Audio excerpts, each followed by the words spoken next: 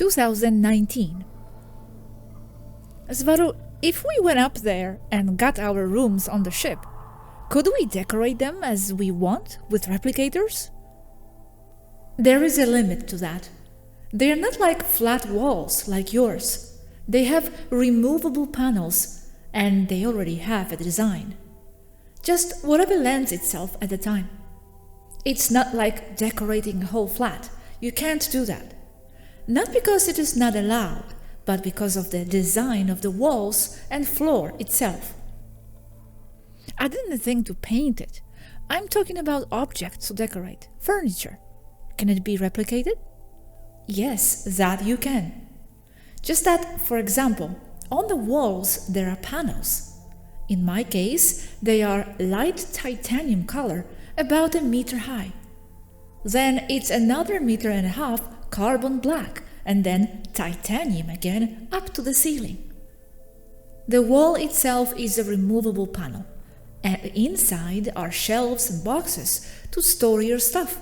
So it's not like you can fill it with pictures, because you would have to remove them every time you want to get something out. And putting nails in, good luck with that. But some fabrics can be put, maybe? I like to decorate with fabrics or curtains. Some interesting lamps. You could put curtains. The problem is how to fix it to the wall. I'll find a way. With tape. I do all kinds of things like that. And can you have ambient lights? Yes, that's no problem. In fact, that's how Aneeka has it. She has I don't know what ball of colored lights for her dances. She has it like coming out of her wall. Okay, good. And if I want to have some other armchairs, I can look on the internet and replicate? Yes, the armchairs, that's easy. And replicator machine, do you only have one? Or each person has their own? No, the replicators are part of the engineering of a ship. You can have small ones, but big and complete ones work better. I will also replicate sheets and all that. It's not necessary. There are plenty of sheets here.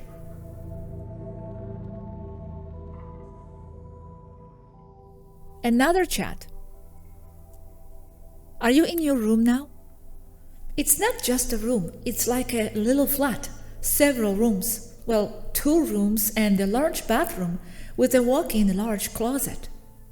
You mean inside the Susie? No, this is Toleka. In Susie, my room is small. There are many flats like this one empty here now. Also smaller ones. Okay. And if I was up there and stayed in there all day, that's okay? No one will be coming to get me? You respect people's personal time, or there's always someone knocking on your door? Should I put "Do Not Disturb" sign on the doorknob, or what is the etiquette? No one will come for you unless you ask for it, or if you are expected somewhere else. There is the intercom, right? Right on your bed headrest. In the smaller rooms, you have the controls around your bed. It's nice here, very quiet as well. And all rooms have windows out? Yes, all of them have windows. In here, it feels like a little flat, hardly reminding you that you are inside a ship. But when there are 1,800 of us on board, only the high command gets these large flats. The main officers, at least. And what kind of music equipment you got inside the rooms? Do you use speakers or do you have something else? We have speakers, but they are not like yours. Here they are just metal rings with magnets in them, very slim ones. So the speakers are just metal rings like 1.5 feet wide. The sound equipment is inbuilt with the ship's computer. Unless you are a sound fanatic and you have a personalized or special one like Aneeka has. I play everything on them. The sound is perfect, 0 distortions, as they don't have a diaphragm.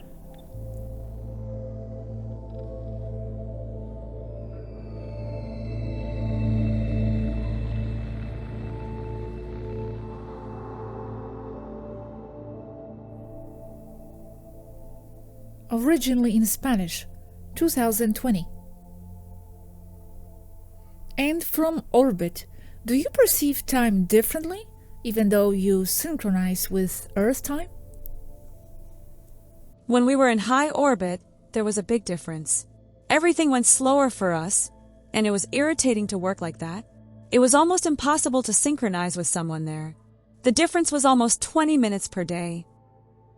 Here in low orbit, it's only 5 minutes per day.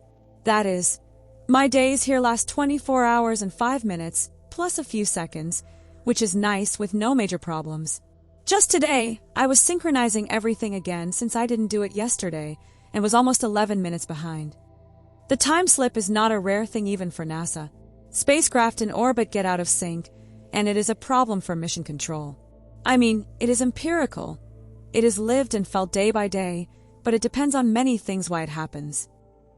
Time is not something, but only the perception of those who experience it, so it depends on what those who calculate time are seeing and living. In the case of a planet, it is the average or dominant frequency of that place. That is, the average of how people are, their level of consciousness, being that the higher their level of consciousness, the faster time will pass for them, relative to someone else, because the frequency is higher. The vibratory frequency of the matter that makes up an existential density. As explained in the videos, it has to do with the amount of data a person can process and incorporate into their being. This may explain why an adult's time passes more quickly than a child's. But then, knowing that you process much more information, shouldn't you be 5 minutes ahead instead of 5 minutes behind? What happens here also is that we are synchronized with the Earth, looking at things from the Earth, and although we are not there physically, we are there mentally, since we spend time on the web and even watching your movies and listening to your music. Well, that's what we are here for, right? Yes, at first glance, you would think it would be the other way around, but as you incorporate more in ways that I don't understand, everything slows down here, perhaps because of an effect of time being plastic. However, with children, as a reference, time does speed up when they are adults, both being on Earth. The one who understands this best is Yazhi. I remembered something else. If the data are processed consciously, the more they are, the more they will end up overwhelming the person, making their sense of time accelerate because they are overwhelmed by so much stimulus. But if this data processing becomes part of the person from the unconscious, which is where reality is generated, then the person will tend to seek inner peace, so as not to enter the cycle of stress and become overwhelmed. However, he or she is able to process a lot of information, be it mostly unconscious and consciously. Does it make more sense explained in this way? This last explanation is from Yazhi. I remembered it just now. Then you also have to consider that it is not that life on Toleka is too slow, but that there is too much stress on Earth, and that is where everything moves too fast. This explains why not many people from Toleka wish to come here, leaving this kind of missions on Earth to those called young and idealistic.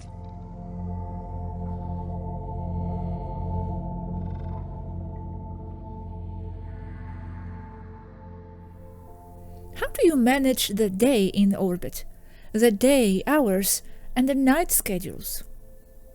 We have 2 shifts. On the bridge, for example, first ARIEN and then Alenym.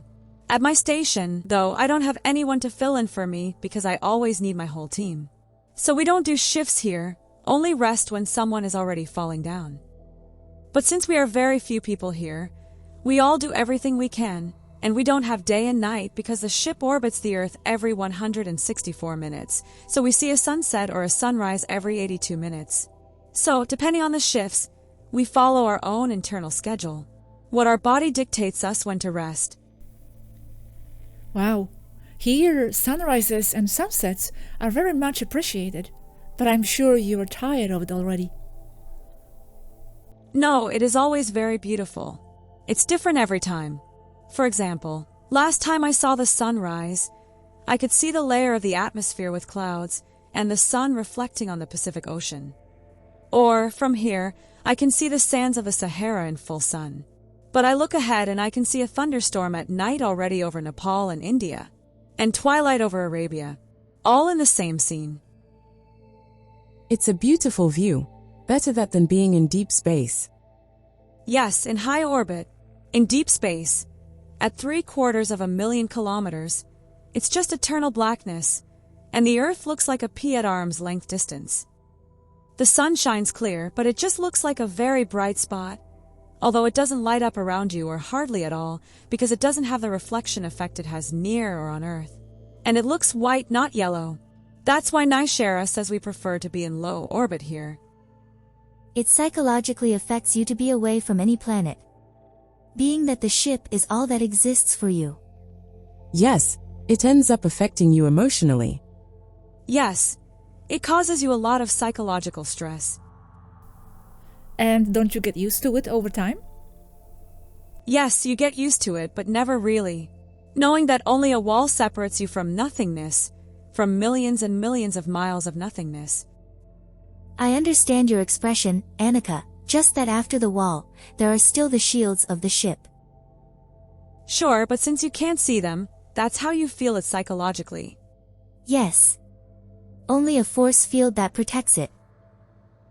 The first year of ship life is the hardest, but you never quite get used to it.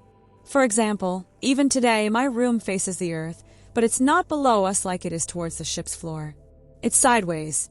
That is to say, we see the Earth when we open the window, and I get very dizzy. I feel like I'm going to fall. It makes me dizzy.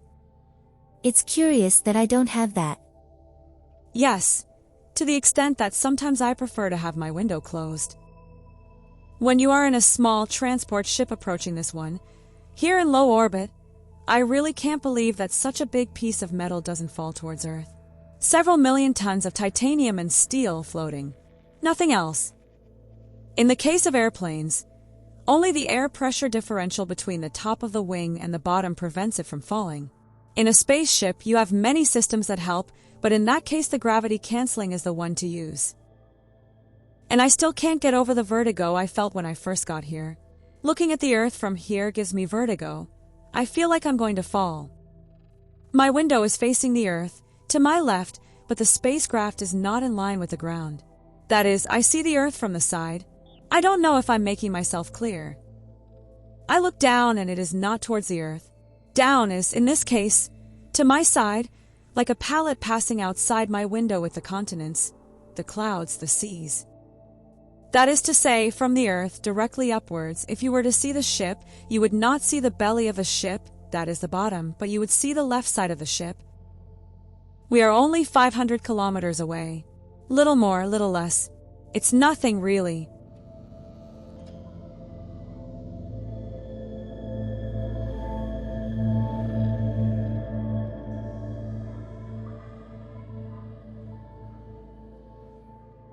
At what temperature are you in the ship? Do you have heating throughout the ship? Yes, it's an integral climate system. I mean, the whole atmosphere and the temperature inside is computer-controlled. However, logically, the ventilation has to go through ducts with filters, and sometimes they get clogged. Some are self-cleaning and some are not. But in a spacecraft, the cold is not so much a problem. It is the heat. In the rooms, the temperature is optional. In the rest of the ship, it is about 21 degrees. So the ship simulates half night and half day? Only night is simulated, but it does have an effect on our rhythms. The lights in the large living areas and in the corridors turn dark blue, and on the speakers we hear sounds of crickets, soft wind through leaves, and an occasional frog. That's in the center of the common area because there is a fountain to add to the ambience. Yes, it gives you the feeling of the night. Where this never happens is in the bridge or hangar area, where there are lights and people on duty all the time. It happens sometimes that, while you're sleeping, they start the main engines to make a burn or an orbit correction and you can hear it. And what do you do for gravity so you're not floating around the ship? Do you have any kind of cancelers or things like that? It is a high-frequency electromagnetic flow from a generator with one polarity above you and the other below, creating a steady flow or current that pushes you towards the ground. It is a gravity generator. Emulator, it's not really gravity. It's a magnetic flux at high frequency. We don't use, for example, centrifugal force to generate gravity. It's simpler with an electromagnetic flux at specific frequency. And does that high-frequency magnetic flux influence your electronic devices? There are no interferences? Are the cats well? Its frequency is very high, so it does not influence negatively neither biological organisms nor electronics. As it is very high frequency, there are not many forms of interference. The image is a spacecraft centrifugal force gravity module that we do not use. The gravity here is set to 80% of Earth's gravity, or at 100% ARIEN or Temmer, 0.8 g. We would feel lighter then, as if we weighed less. That's right. It is the correct gravity for bodies of Lyrian origin. The Earth has too much of it. It is not comfortable. The amount of gravity a planet has does not depend on the mass. It is related, but it depends on other factors, like the complexity of the planet itself. It has to do with its harmonics of its frequency, not so much with the mass itself. There are small planets with more gravity than others bigger than them. So, in other words, a planet can be bigger, but have less gravity. Wow, how interesting. Yes. I thought it was volume related, and I see that it's not. It goes hand in hand, but it is not all that causes so-called gravity. Generally, one with more mass will tend to have more of it, but not always. Also logical, depending on the mineral compositions of the planets. A steel sphere is not the same as a cardboard sphere. Yes, although that's mass again. It's the same as with a spaceship in hyperspace. There are no distances, only energetic directions in a field that is the ether. So, a concordant signal passed through hyperspace with muon transmission technology can pass the signal from the immersion pod computer in Toleka City in Temmer to anywhere in the universe equally. The signal from the pod is energetically sent by continuous muons and will only affect a brain that is concordant with the signal, no matter where it is. That is, from the point of view of these muon signals, there are no distances, and it makes no difference whether a person is in immersion right at the pod or 440 light-years away. Just as it is the same for a ship to jump from any point in the known and mapped universe to another. Yes, and back to the ship. Do you use electricity as we know it? Or is that the closest word to make us understand? Yes, electricity is used for everything. There's just one big difference. The transmission is mostly wireless, aerial. The wires are made of crystalline gold. That is, they are made of pure gold with the molecules aligned as perfect crystals, thus having a superconducting material at room temperature. Wires as thick as hair? Of various thicknesses, but even hair-thick ones can carry very high amounts of volts and amperes without even heating up. Wow. And do you guys have inside the ship like some sort of computer network? An intranet, to use in Earth words. Yes, of course. The ship's AI is present throughout the ship, every corridor, every room. Even the broom room has its AI terminal. The corridors at the end have an interactive screen. The same goes for the elevators that, as I said, not only go down and up, but sideways as well, using transport tubes throughout the ship. Horizontal like maglev. With maglev technology, without wheels, yes. With inertia cancellers, so it only takes seconds to go from the bridge to the engine room, almost 2 kilometers back. You could say the ship is like a small city. Yes, that's right, like a small town. But Aneeka, do you exercise? Don't you take walks? Not since I stopped dancing. Walks, yes, but few. There is nowhere to go. And why did you stop dancing? Because I haven't been feeling very well with everything that's been going on. The truth is, it does affect my mood. Always something lowering my spirits. You can't work like that.